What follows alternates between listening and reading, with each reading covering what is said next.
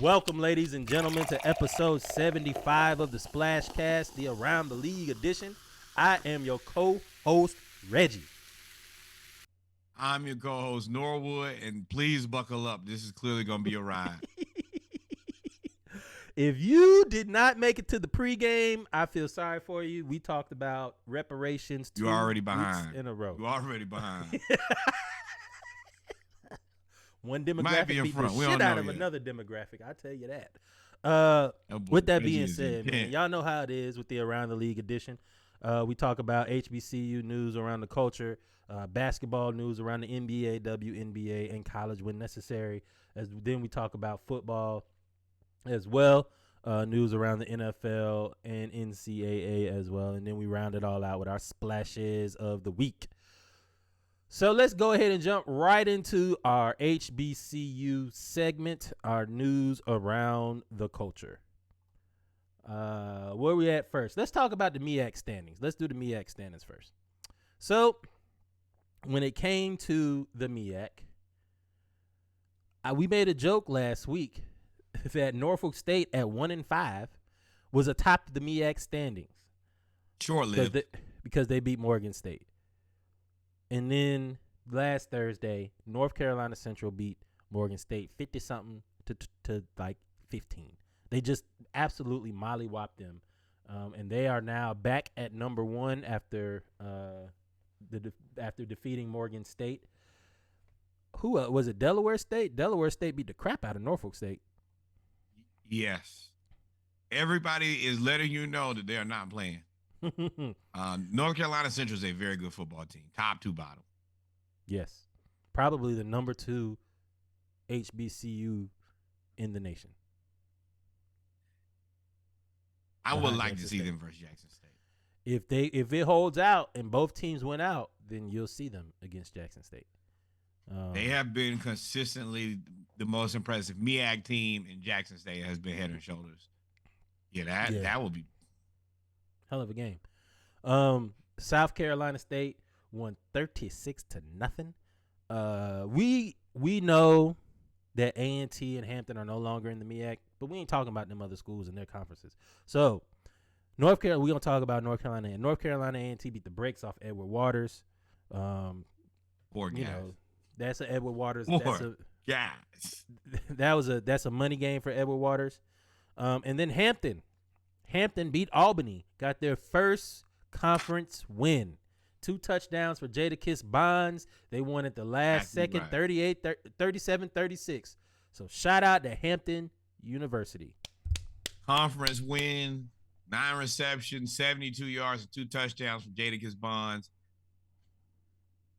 Okay, they said we could win any game in CAA. Here we are, conference win. Look at that. Yes, sir. Yes, sir. Moving on to the SWAC. Before we we'll talk about the SWAC. We got the scores in the game. I would probably say the SWAC game of the week, which picked Southern versus Alcorn State. Southern won 21-17.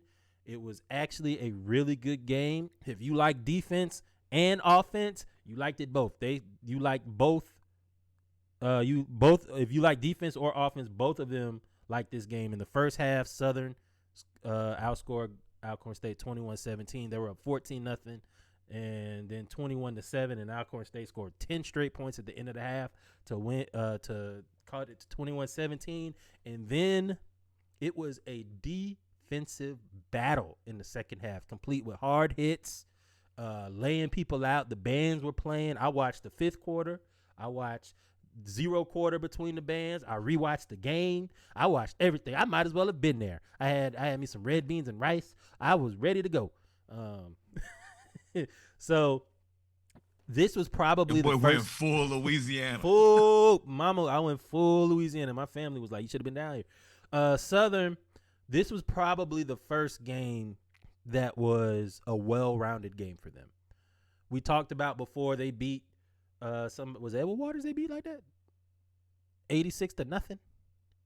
They beat a team 86-0. Poor Edward Waters. Edward Waters University too. Let's make sure we at least uplift them somewhere. They beat Arkansas Pine Bluff 59-3. They play really, really well when they play well, but when they're bad, they got shut out by a Texas Southern team that did not have a win. They were defeated and got shut out by And Texas they've been Southern. struggling. And they are struggling. They lost again. So this was very, very good heading into, I don't know if it's this week or next week, but I know in the next 2 weeks they play. No, this is homecoming. So this week is homecoming, but the week after homecoming, mark your calendars.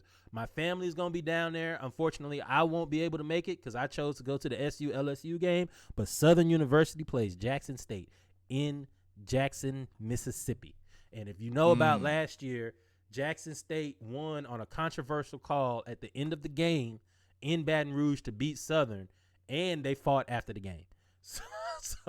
And Jackson State Southern is probably the second biggest rivalry in SWAC football behind Southern and Grambling. So I'm looking forward to it. Jackson State went down to Jacksonville and just laid waste to Bethune-Cookman. Dion. And it was a lot of Jackson State people. I was in Jacksonville this weekend, and there were Jackson State people everywhere. Everywhere. And we talk about Dion.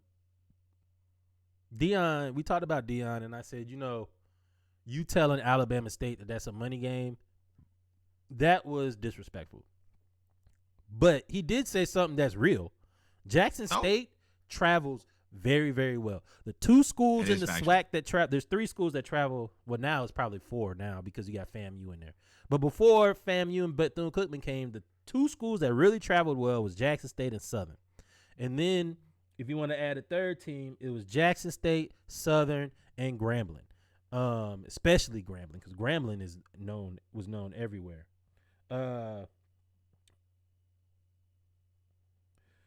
So Jackson State beat Bethune-Cookman.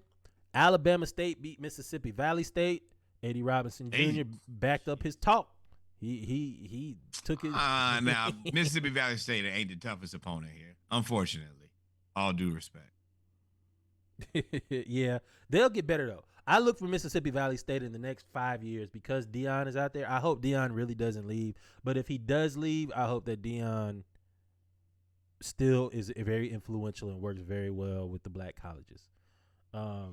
Him working with Mississippi Valley State and trying to get their budget up and get their alumni to raise money is awesome. FAMU. We told y'all when we picked this game, we both picked FAMU, but we said, hey, you going down there to Grambling, and Grambling can score. Well, right there. And I can't believe that they only scored 16 points. FAMU and their coach got their 50th win as well. So shout out to FAMU. And we respect the hell out of FAMU. Mm-hmm. They've had a good program. They've had some ups and downs, but they're a good football team. And for Grambling, who I think has 1 win to keep it within 4, it shows that they're right there. And I think you were right what you said last episode, where they just need one more season, and this thing will look completely different.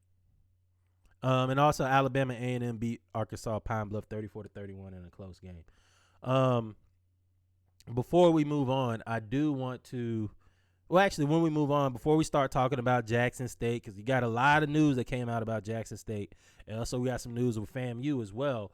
I want to talk about Grambling, who is Grambling State and Southern to play at the NBA All-Star Weekend in Salt Lake City. The game will be February 18th, which will precede the All-Star Saturday night's lineup featuring the dunk contest, the 3-point shootout, and the skills competition, and will be shown on TNT, ESPN2, and NBA TV. Three things. So last year it was Howard and Morgan State, where both schools received $100,000 in donations. Over the past 2 All-Star weekends, over $4 million has been raised to support students at historically black colleges and universities, and the scholarship funds such as Thurgood Marshall College Fund and United Negro College Fund have benefited greatly. So I am looking forward to this game. I am definitely going to watch it because I know I won't be in Salt Lake City, Utah. Let me tell you, I was mad. I'm reading this thing, when I'm putting the list together, And I'm like, Utah? Why the hell are they playing in Utah? I was like, oh my God. That's where the All-Star game is. At where the All-Star game is, I was infuriated. I was like, how dare you send these HBCUs to Utah? Now I remember that's where the All-Star game was. The All-Star game is in Salt Lake City. And it's going to be in Salt Lake City, and that's going to be the most fans they have all year because they are going to be bad. And I'll make a personal request to all parties involved. Let this be the first and last All-Star game ever in Utah. Well, you're going to get a lot of ski resorts. You're going to get a lot of resorts, a lot of skiing. Nobody needs that. Nobody needs that, Reggie. It's a lot of things that we need in life. This one, in fact, I'm sure I did the research. Yep. So, moving on, man. Jackson State. You know, this is the Dion segment. He is all over the TV. Tom Brady's brand. The Brady brand, they say Tom Brady's brand, it's called Brady brand, signs Jackson State Shaq Sanders, Dion Sanders to an NIL contract. He will be sporting and modeling apparel by the Brady brand, Tom Brady's brand, and Tom Brady said his character and values align perfectly with our brand. Do they? You were just cussing out the... Nope. Not only is he an exceptional football player, don't care. I hate Tom Brady. Football player and quarterback, but he is one of the most influential players of his generation. But in all seriousness, I do have a lot of jokes for Tom Brady. But in all seriousness, this is a very classy move. You kind of saw this coming because Shaq was working with Tom Brady in the offseason. So you know that they got in his ear about, hey man, you should sign me to an NIL deal. We don't know how much it is though. Don't even need to know. But for me, I mean, this is great. Mm-hmm. This is why we need more NFL players. I mean, I know it's his dad. I know that, but we need more NFL players in HBCUs because this is a conduit to new money. There's no way around it. Definitely. Just like having John Lynch at Jackson State a week ago. It just puts you in a whole different position. And you knew Tom Brady. This is like another him stepping into this part of business, into the NIL apparel brand. This is going to be his next career, right? I can see him signing a bunch of players, especially if he does right by him. If he does right by Shaq and he does right by these guys at HBCUs, I can see him doing that for real. Now, I will challenge you, Tom Brady. Don't just sign these guys. Go ahead and donate to these HBCUs. Donate to Jackson State. Donate to them. Or put a clause in the contract where I'm going to pay you 95% of your money and 5% is going to go to whatever. And we'll match it. Do something like that. Because you can pay the player, but you also need to support the institution as well. Don't just capitalize off of us. Help build us up. Then I still respect you. Then I may start to like you a little bit. Yeah, definitely. If you got players at the school, invest in the school. That's we gotta 100%. Ask for that. Got to. I mean, it sucks, but yeah. Hey, man, let us go ahead. Yes, sir. So with the Brady brand, then we also have Dion Sanders, Jackson State, to be the subject of a new Amazon Prime Video docuseries called Coach Prime. He's gonna get a bag. God damn. I'm about to say, how you feel about this? Money everywhere. Jackson State. Go ahead. I love this, but it puts other schools in a very compromising situation because you feel like you have to do this. And on one end, that's great, but you got to hope that everybody's moving with the utmost integrity. That's the only thing. But this is pressure. There's no way around it. This is a problem. So because it's great. Your school is going to be on Amazon Prime. So I'm going to address the first thing you said. It puts pressure on other schools. That's the other school's fault. Or not fault. That's the other school's problem. You have to figure out what your niche is, right? Jackson State, right now, their niche is Coach Prime. Grambling State, their niche was Eddie Robb, tradition, and all of that. That's how they were able to do that. Southern's niche right now is the band. Well, it's always been the band. They do have a very good football team, and they put out players that go to the NFL regularly, but the band is them. So Southern, the Dancing Dolls, have an ESPN special. My wife watches it. They have an ESPN documentary, eight episodes on ESPN Plus. You have to find your niche. And Dion just happens to have a bunch of niches because, that sounds funny, but has a bunch of niches. So, because he's Dion and he has a bunch. He just had John Lynch at practice, the GM of the 49ers. Like, y'all gonna have to put some respect on Prime, man. This is so much visibility. And then I guess we can go kind of right into the whole 60 Minutes thing. I know you hadn't seen it yet, but he talks about the difference in the resources, the intent on having to make sure that there are, adequate resources for the school and for the surrounding area. And then when you hear the president talk about it, oh, they love Dion. They asked him, how much you think, how could you even gauge financially? He said, oh, I have no clue. I know it's a couple zeros. Yeah. And I didn't watch the whole thing, but I did catch a couple snippets. And they asked him specifically, and you knew they were going to ask him this. How do you feel about, going to the Power 5 schools coming to offer you jobs? He said, well, I would be a fool. Not to entertain it, right? Because they're going to throw enough money at him. Because Nick Saban makes $12 million a year. According to Dion, he makes $200,000 a year. And 30% of that goes back to the school that he gives back. So, I mean, I don't think he's going to be the next Eddie Robb or some of those historical he's a lifer. Yeah, them historical HBCU coaches that were like at FAMU or Pete Richardson at Southern, FAMU Bethune-Cookman, Eddie Robb, of course, Tennessee State. All of those coaches that were there, Buddy Pugh out there, South Carolina State. Those are all lifers. I don't know if Dion is going to be that. Now, if he can if he gets a Power 5 school to come out there and play him and he beats them, then that's a different story. Well, so the thing about it is, he said, I think his exact words were, yeah, I would be a fool not to. And then he kind of alludes to his coaching staff. I got to take care of my coaching staff. So it's a way to kind of deflect the seriousness onto, I'm trying to get more people paid. He is. Now, that was I forgot he did say that. He was like, yeah, I got to get them opportunities as well. And like I said, I just hope, and I have faith in Dion, if he goes to a Power 5 school, that he will use HBCUs as the pipeline to develop the coaches. So your assistant coaches will leave, go to Jackson State, or one will stay, or whatever. And just like, and I always reference Randy Moss and Florida State and Notre Dame. When Randy Moss had that, he got in trouble and Notre Dame pulled a scholarship and he went to Florida State and he got in trouble at Florida State. Bobby Bowden made the call.